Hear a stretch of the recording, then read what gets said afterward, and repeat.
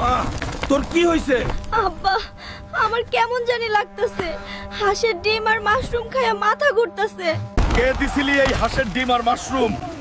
আমার মাইয়ার এই অবস্থা যে করছে তারে আমি মাটির তলে পুইতা ফেলমু। বাবা গো, জঙ্গল থেকে এক মাশরুম বুড়া আইসা দিয়া গেছিল।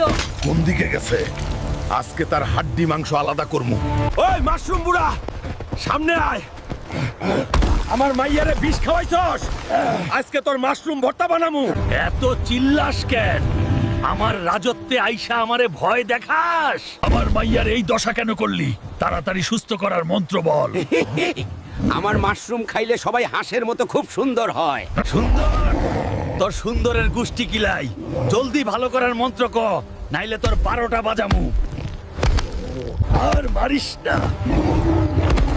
এই নে নীল মাশরুম, এইটা ছোয়াইলেই তোর মাইয়া ভালো হবে।